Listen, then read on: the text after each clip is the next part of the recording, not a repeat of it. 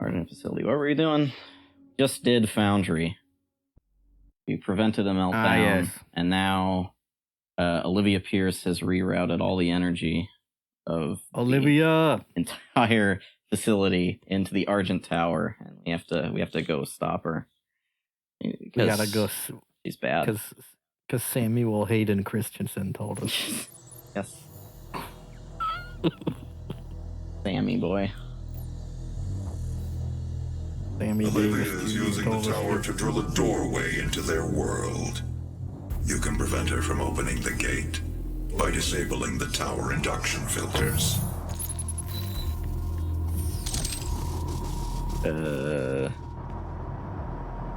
I won't lie to you, it's been a second. I forgot what we were doing. Occurrence outside of the base. I mean, I know this level, but I'm trying to remember, When journeying onto the Martian surface.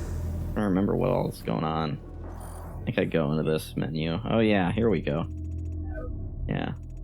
So this level's kind of interesting. It's a little bit like Foundry in that we have 3 filters we have to go destroy, and you can kind of do them in whatever order you want.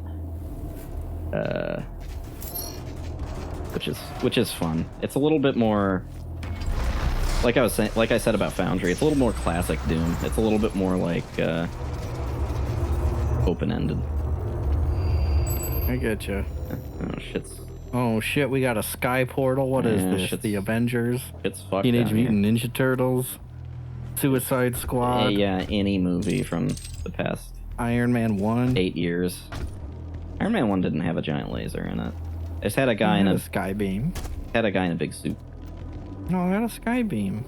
Where's the skybeam in Iron Man 1? I don't remember that. Well, they're both fighting on the roof of the factory, and the arc reactor goes off. The big old arc reactor. I'm gonna have to watch it again. I don't remember this. It lasts a little bit. It's not the world's longest sky beam. Yeah, I don't know if that counts really, but yeah, I'll take your word for it. It's fine.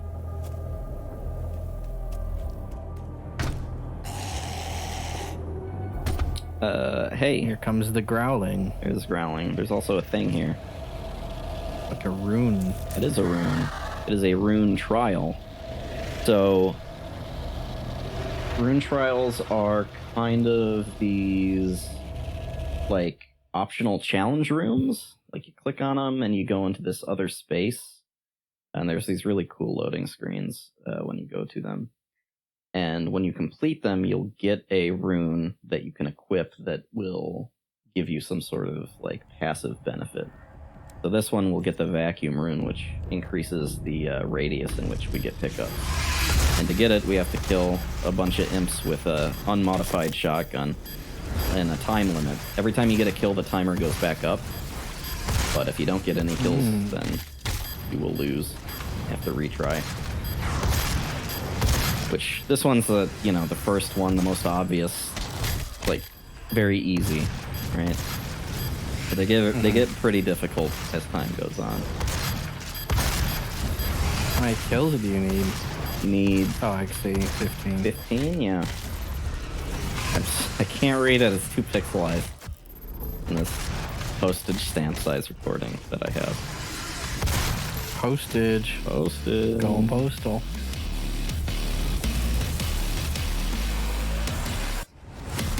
So what does vacuum do?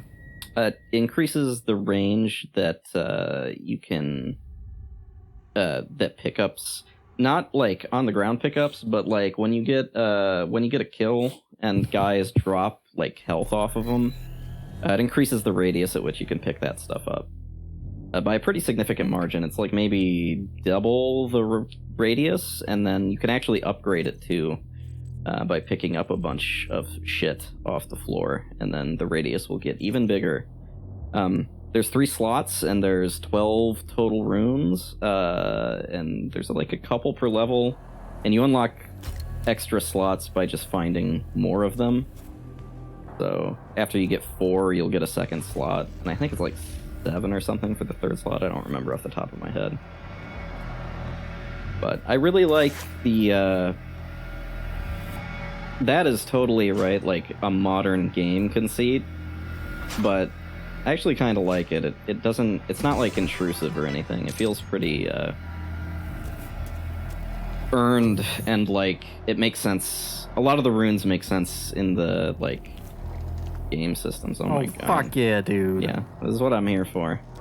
Is the viscera, the stuff that scares your mom. Yeah, stuff that we were talking about.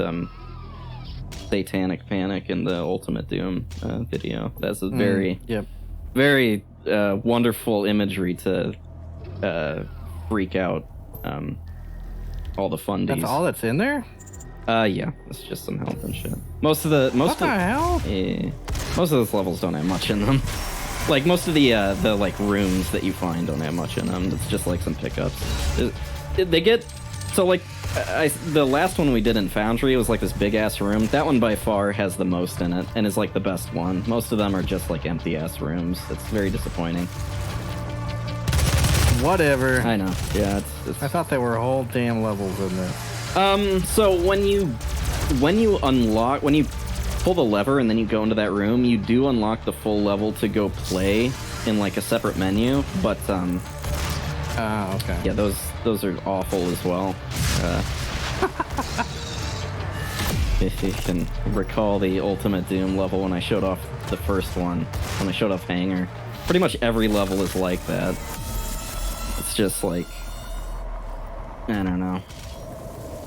It was a good attempt, or maybe not a good attempt, but it was like a good thought. Just didn't pan out. Oh, hey, there's a weapon. There's a oh, flying away. Oh.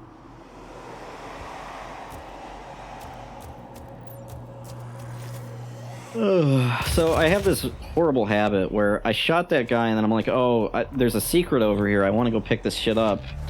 But I shot the guy, so it kind of starts the combat, and so now I have to fight guys in this hallway, and I can't see them. Uh-oh, aggroed. Yeah, I pulled like a Dark Souls aggro situation here, and I really didn't want to, because these guys' projectiles really hurt. And I can't see them. I'm just a big fool. Oh yeah, that was something that we did the last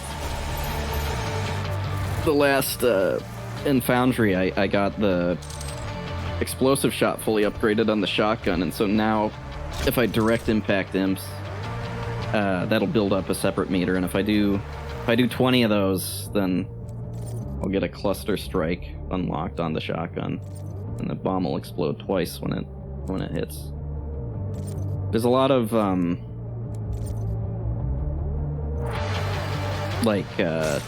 upgrades for stuff in this game actually feel pretty chunky. They aren't just like, 10% extra damage or whatever. Like, they tend to be secondary effects that are pretty noticeable.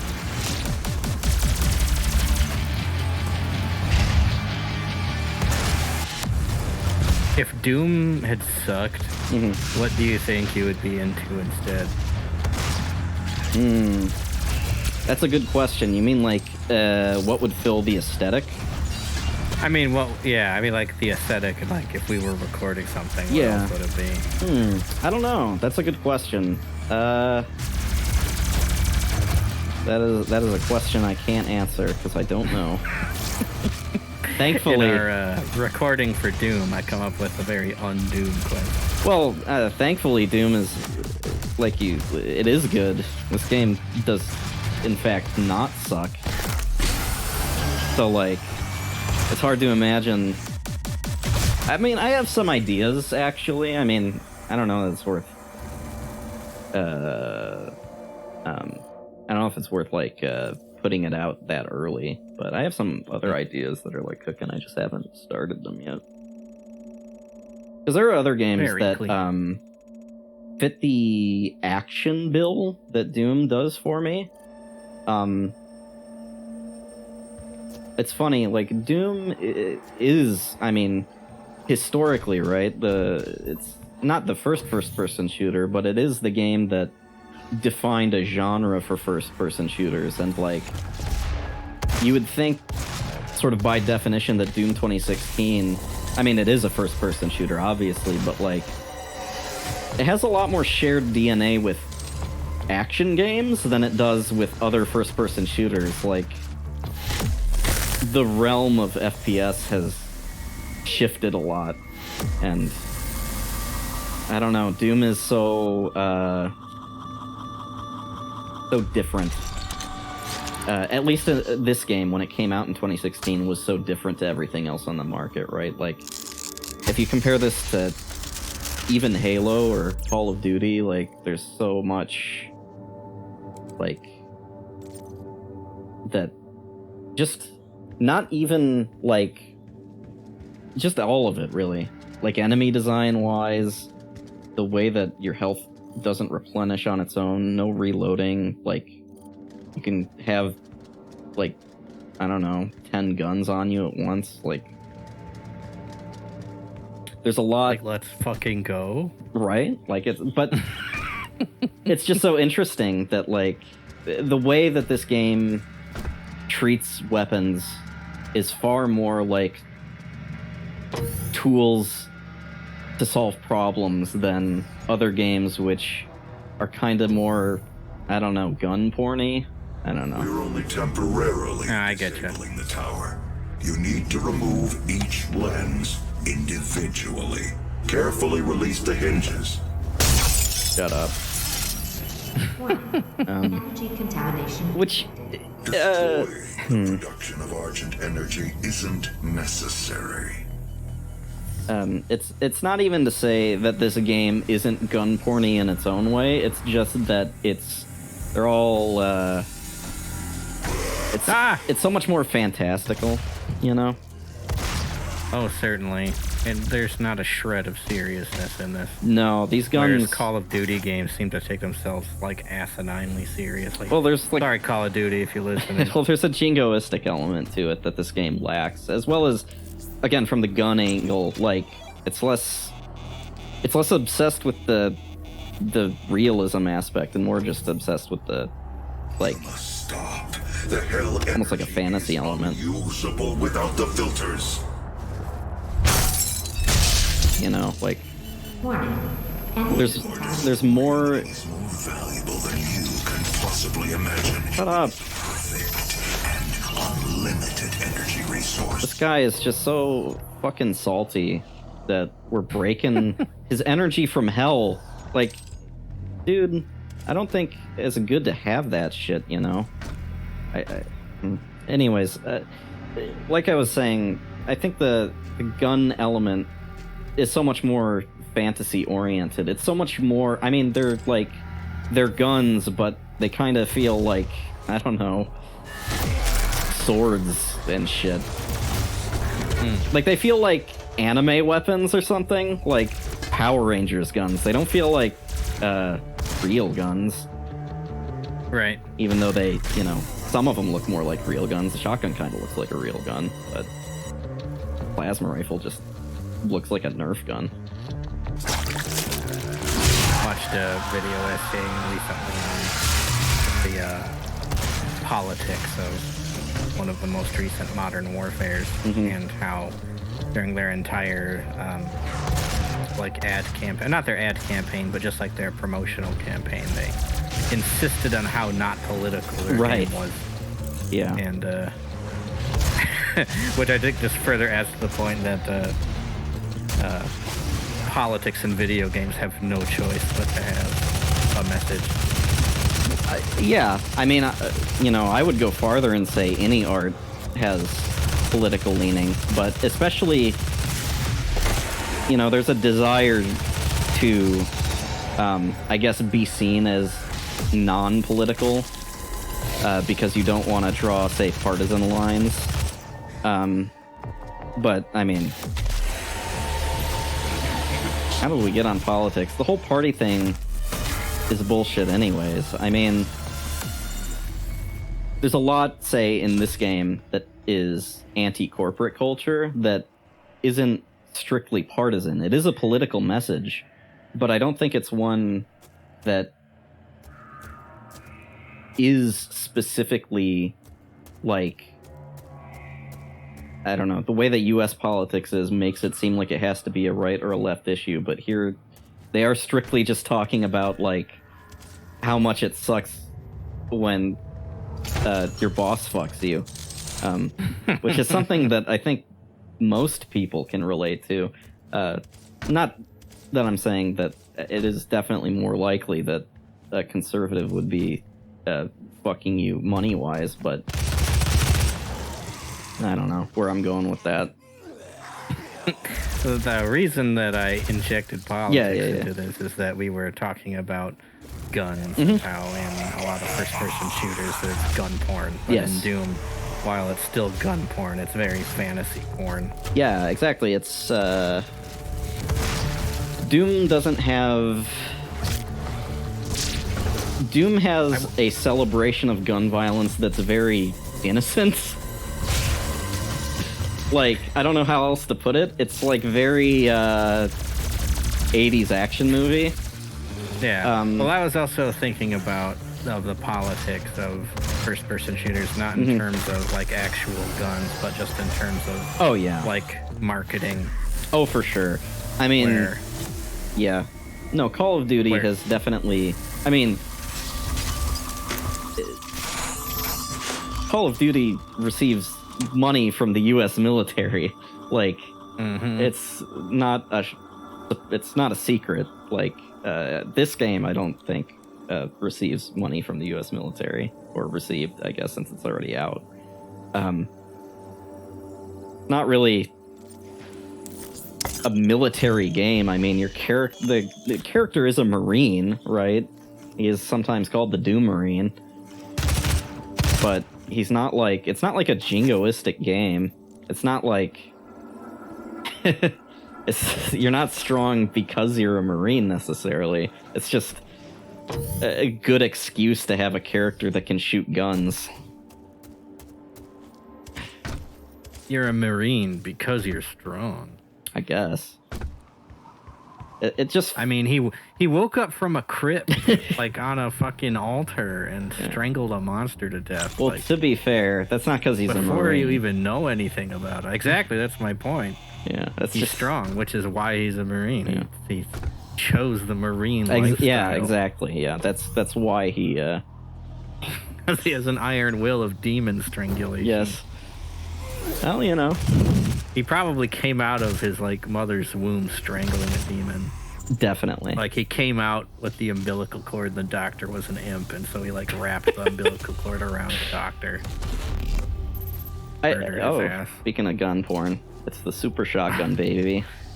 Oh, shit. It looks very old. It looks like the shotgun from Evil Dead 2, because that's what it is, effectively.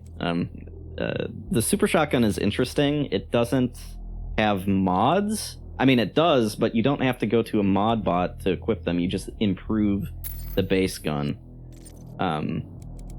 So the super shotgun is also sort of interesting because it's the first weapon that we've gotten that shares an ammo type. So the shotgun and the super shotgun both use shells, and the super shotgun uses 2 shells per shot. Of course, it's double-barreled. But it does significantly more damage, but at a closer range. So, if you really need to delete something in front of you quickly, the super shotgun's the way to go. The regular shotgun is still very good, though. The super shotgun doesn't quite have the range that the regular shotgun does, so... And then I can't show it off because I missed the imp, and then I shoot the shield guy. I'm trying to show off this stopping power, this fucking gun. I can't do it. Very frustrating. Hell yeah. Yes. And then the action violence begins. And then the game rocks.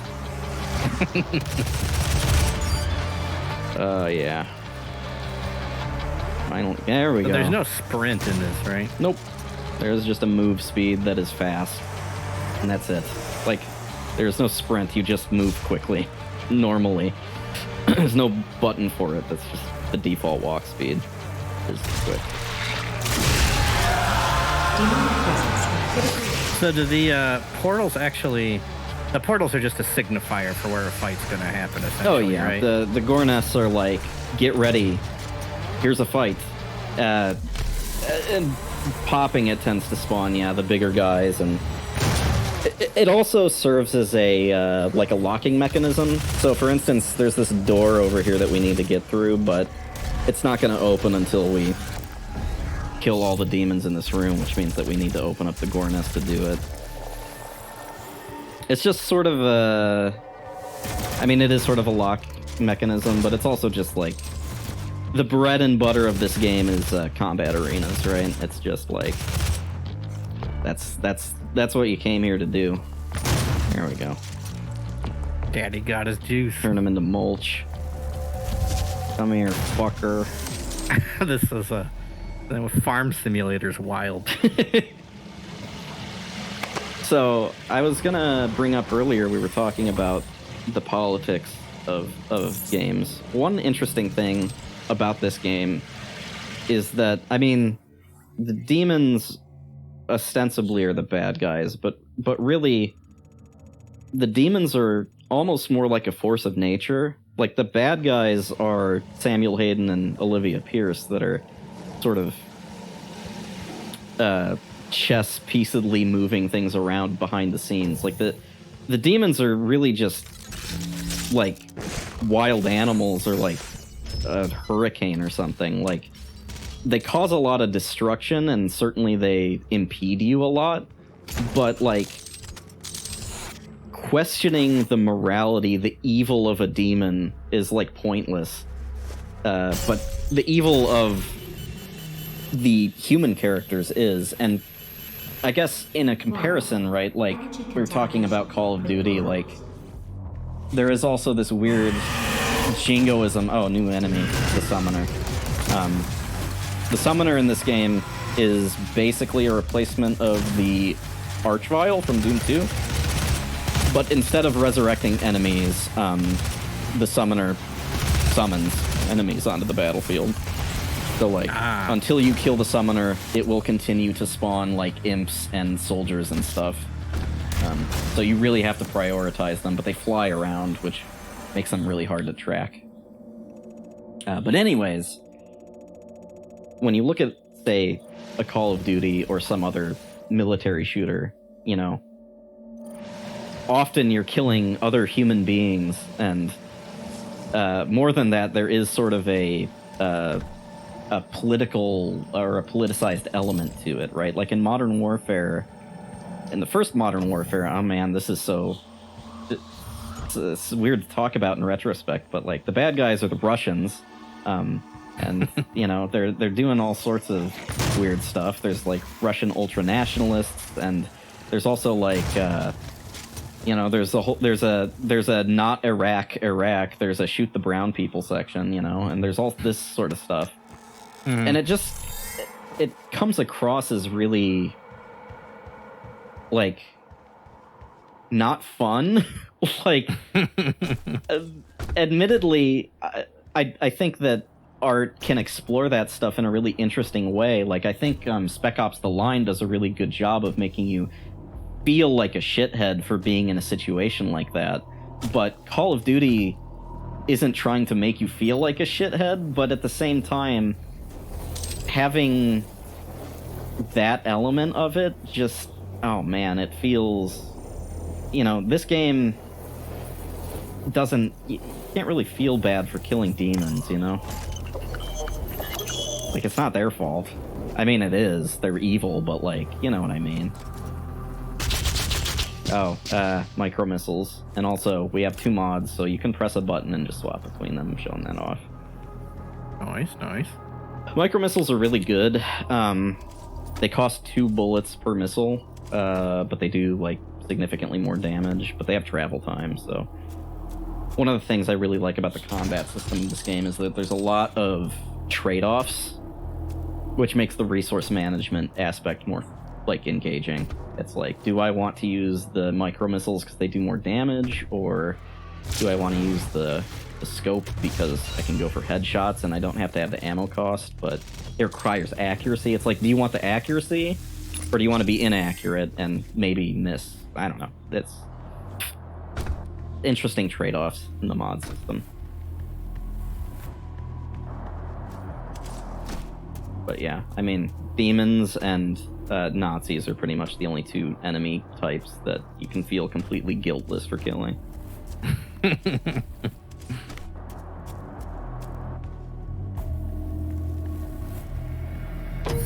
That's actually a game I'd like to do at some point. Is the new Wolfenstein games. I think those are also very good for a lot of reasons. They're very good gameplay-wise, but they also have really engaging stories as well, which is good. I will say I like Doom 2016 a lot, and I like the story of this game a lot too, but it's very few and far between. Got another rune trial. This one's a little bit more creative. It's similar to the last one in that you gotta destroy stuff and get time back, but this time it's barrels instead of imps, and you have to use the pistol. You just have to go around the area and shoot every barrel. It reminds me a lot of like Challenge from Time Splitters. Like, for sure. Yeah, this gives me those kind of like... I can totally see somebody in the dev studio making this just as like a gag, and then it gets put in the game. You know, it doesn't. It's not bad. It's fun, but it is totally just a little bite-sized thing, and then you're done with it, and you're back to the main game. Back to the murder. Yeah, exactly. Back to the brutal ultra violence.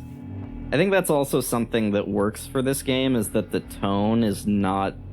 Despite... I mean, we saw a bunch of corpses and sigils earlier, but I would not describe this game as mean-spirited. Like, it's not interested in making you...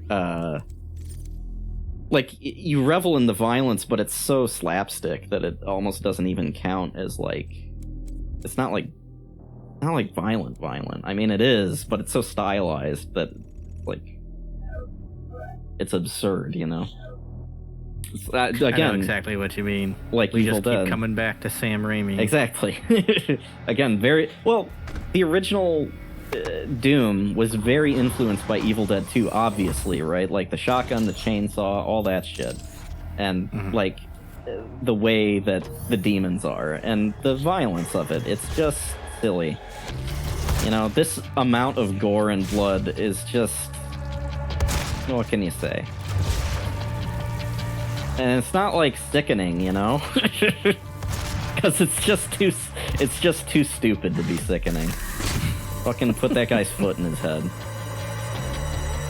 Like he deserves. Exactly. Fuck that guy. He's a zombie now.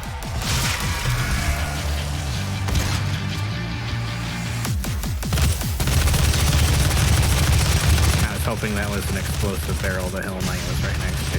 It was, I just didn't shoot it for some reason. I was waiting for it. You kept me hanging. That's why I didn't shoot it. You didn't Chekhov's gun me. Yeah, that's why I didn't shoot it. I needed to kill him with a death from above to get that challenge done. Oh, hey, there's a berserk. Oh, shit. Oh, come here, you fucker. Oh, my God. You just punched that wizard demon so hard it exploded into pieces. Yeah. That's so satisfying. There's some fun lore about the power-ups where, like, normal people that... Like, the UAC's evil, right? And so they would expose, like, their workers to this shit. And, like, normal people being exposed to Berserk would, like... They would just go into such a horrible rage that they would, like, explode and just die instantly and stuff like that. It's just so funny. Like, I mean, that stuff's a little bit more mean-spirited, but, like, that's the UAC doing that, you know? If stopping our energy production is what you want, then you need only to destroy this last filter, and Argent energy will no longer exist in this solar system. We will be back at square one. Yeah, fuck you. I don't think using energy from hell is, like, good. I think that's like a lot of blood on your hands. What you have just done. I appreciate they call it Argent to like cover up the fact of where it's coming from. Yeah. One of the The- accumulators from the tower base. Yes. It has a unique energy signature that we can... Samuel Hayden will gladly call it Hell Energy, but they label it as Argent Energy when they're trying to sell it to people. It's actually it's a good thing to point out. It is totally deliberate. There's some Why fun. are you so obsessed with these snacks? Well, there's some fun food. So I mean, first of all, we just have some shit like Cheesy Mac and Grud Light and Diet Grud and Wrangles, which I mean, I just love the fake. What the hell is this Tim and Eric food? I just love the fake names that they came up with for the food, but I'm looking for a couple in particular because there's actually some Easter eggs in this room. So first of all, there's Dope Chan Noodles, which is a reference to the Dope Fish, which is from Commander Keen 4, which was a game that id Software worked on before, like a platformer game. Dope Fish is super prevalent in games. It's like an in-joke in a lot of games. And then we have Gulami's Pizza, which has the face of the director of this game, Hugo Martin, on it. Okay. Hugo Martin is a super cool dude, and a lot of people found this in the sequel, and I don't know if they know that it's in this game, but yeah, this pizza box is in this game as well. Super cool guy. Very down to earth. And that's the end. Oh, you can see the light. That's weird.